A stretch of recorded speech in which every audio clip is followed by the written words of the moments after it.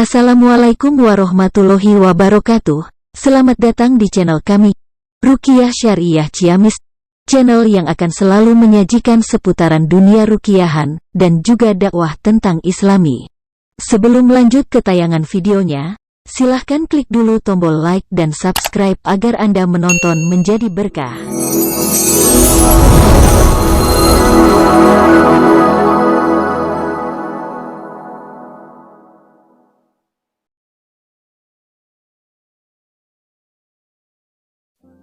Sesudah langit dan bumi diciptakan, maka Allah hendak menciptakan makhluk yang akan diperintah untuk mengelola bumi. Hal itu diutarakan kepada para malaikat. Maka para malaikat pun berkata kepada Allah, "Mengapa Tuhan menciptakan manusia? Bukankah mereka hanya akan berbuat kerusakan di atas bumi?"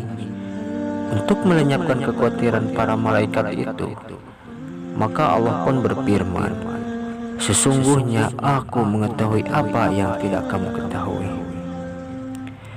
Demikianlah Allah kemudian menciptakan Adam dari tanah liat dan lumpur hitam. Setelah terbentuk, kemudian dimasukkan roh ke dalamnya. Adam pun kemudian hidup bisa berdiri dengan tegak.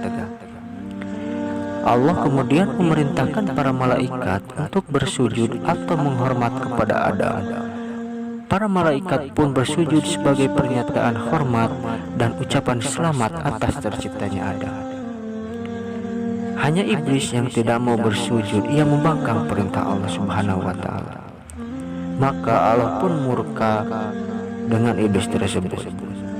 Iblis merasa bahwa dirinya lah lebih mulia, lebih tinggi derajatnya daripada Adam yang hanya terbuat dari tanah. Maka iblis pun diusir oleh Allah dari surga.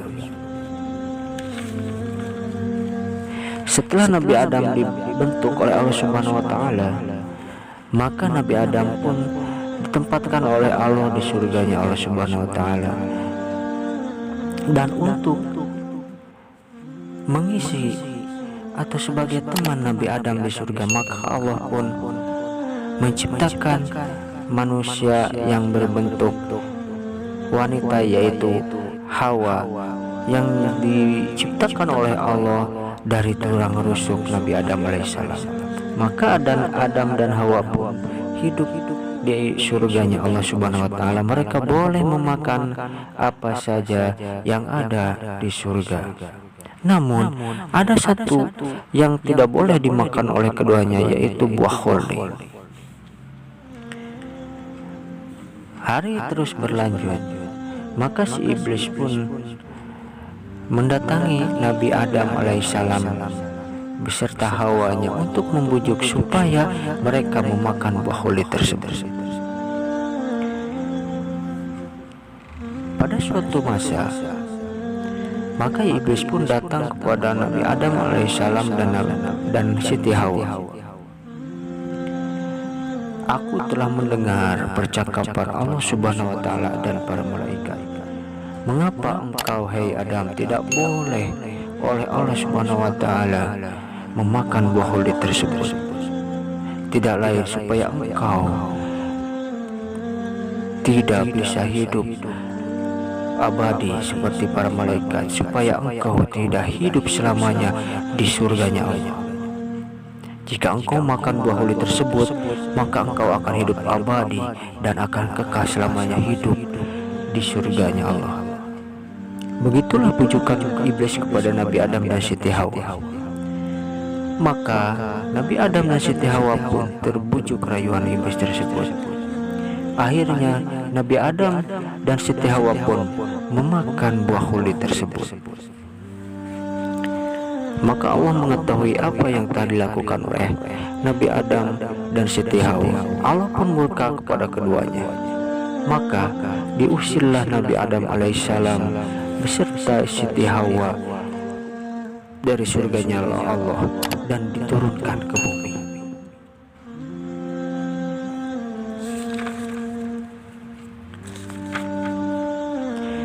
Demikianlah Adam dan Hawa harus turun dari surga. Sewaktu diturunkan ke bumi, keduanya berada di tempat yang terpisah jauh. Konon Adam diturunkan di tanah Hindia, sedang Hawa di tanah Arab. Di bumi mereka harus menghadapi tantangan berat untuk mempertahankan kehidupan. Wajah bumi yang belum tersentuh tangan manusia, keadaannya sangatlah menyeramkan. Gunung-gunung menjulang tinggi, jurang-jurang terjal menganga dengan lebar. Pohon-pohon raksasa tumbuh berserakan.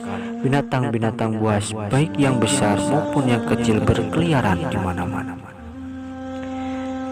Selama bertahun-tahun keduanya saling mencari dan berkelana dari satu tempat ke tempat lainnya. Perjalanan yang ditempuh sangat sukar dan penuh bahaya. Derita dan sengsara benar-benar mereka rasakan. Akhirnya mereka bertemu di padang Arafah setelah saling mencari selama 40 tahun.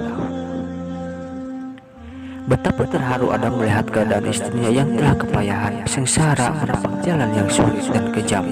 Mereka berpelukan menangis penuh dengan haru. Kini mulailah babak baru bagi kehidupan cikal bakal anak manusia. Adam dan Hawa tinggal di sebuah gua yang besar dan lebar. Gua itu terletak di dataran tinggi sehingga tak gampang diserang binatang buas.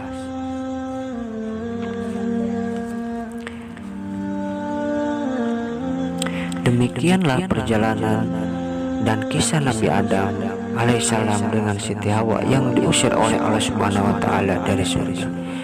Mudah-mudahan kita semua dapat memetik hikmah dari kejadian tersebut dan besar harapan bisa bermanfaat bagi kehidupan kita.